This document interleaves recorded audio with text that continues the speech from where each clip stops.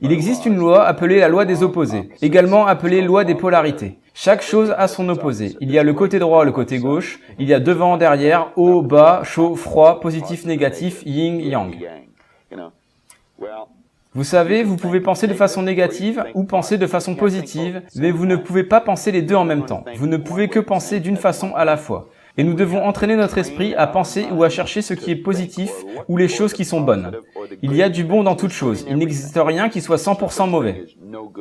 Et dans le cas d'une crevaison ou d'une panne, Il y a quelque chose de bon dans cela. Il y a toujours quelque chose de bon dans tout sujet. Vous aurez peut-être à chercher pour trouver ce qui est bon, mais il y a quelque chose de positif dans toute chose. Il doit y avoir du positif et du négatif dans toute chose afin que cette chose puisse exister. Il existe une loi qui a engendré cela, et la science a pu l'expliquer.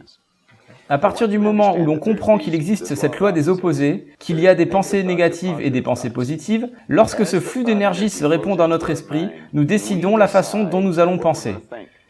Les personnes qui sont au chômage peuvent décider de penser « je ne peux pas trouver un travail » ou ils peuvent décider de penser « je peux trouver un travail ». S'ils pensent qu'ils vont en trouver un, alors ils vont commencer à attirer vers eux un flux de pensées pour les aider à trouver une solution pour trouver du travail.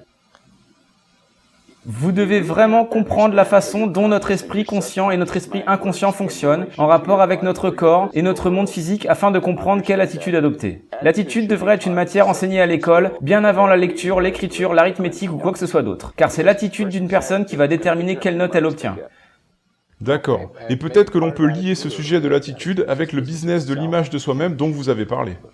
Eh bien, quand nous avons parlé des principes qui mènent au succès, et je disais qu'il faut avoir une attitude gagnante, il faut que vous fixiez des objectifs, puis vous devez travailler sur votre image de vous-même.